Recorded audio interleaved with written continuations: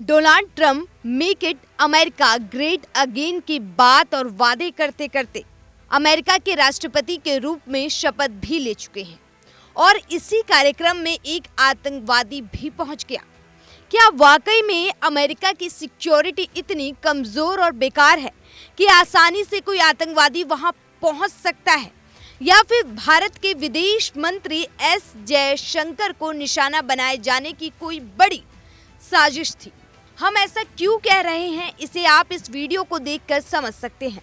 भारत और अमेरिका की दोस्ती पुरानी है। ऐसे में दोस्त देश के राष्ट्रपति के शपथ समारोह में भारत के विदेश मंत्री एस जयशंकर पहुंचते हैं। वे दूसरे अन्य देशों के राष्ट्रपति के साथ पहली पंक्ति में बैठे थे, लेकिन उसी समारोह में हमारे विदेश मंत्री के बेहद करीब आतंकवादी गुरपतवंत सिंह पन्नू पहुंच गया और खालिस्तान जिंदाबाद का नारा भी लगाया। क्या यही मेहमानों की सुरक्षा की तैयारी अमेरिका ने की थी कि एक आतंकवादी उनके कार्यक्रम में आराम से आता है?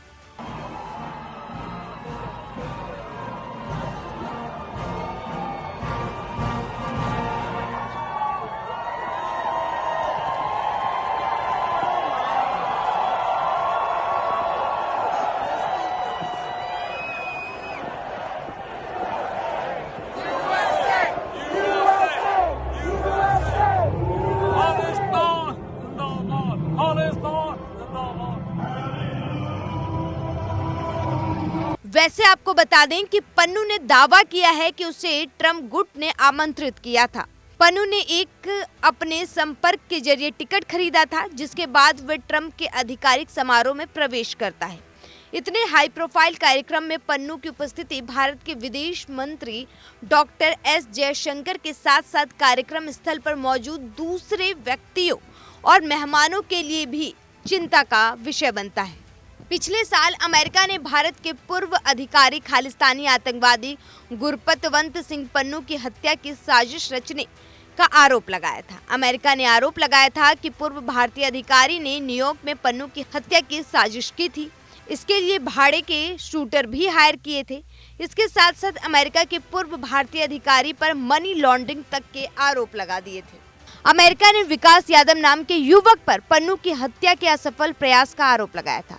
पन्नू के पास अमेरिका और कनाडा दोनों की नागरिकता है। बताया जाता है विकास यादव भारत की खुफिया एजेंसी रॉ के पूर्व अधिकारी हैं। हाल ही में गृह मंत्रालय ने एक बयान जारी करते हुए कहा था, मामले की लंबी जांच के बाद एक व्यक्ति के खिलाफ कानूनी कार्रवाई की सिफारिश की गई है। जांच में इसके पिछले आपराधिक संबंध और पृष्ठभूमि भी सामने आई थी।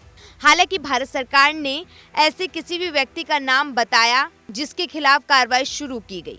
गृह मंत्रालय ने कहा कि भारत और अमेरिका दोनों की सुरक्षा हितों को कमजोर करने वाले कुछ संगठित आपराधिक समूह, ड्रग्स तस्करों और आतंकवादी संगठनों के बारे में अमेरिकी अधिकारियों की ओर से जानकारी मिलने पर सरकार ने नवंबर 2023 में एक हाई लेवल जांच कमेटी बिठा दी थी। लेकिन अब भारत और भारत का हर एक नागरिक अमेरिका और अमेरिका के राष्ट्रपति और वहां की एजेंसियों से सवाल पूछता है।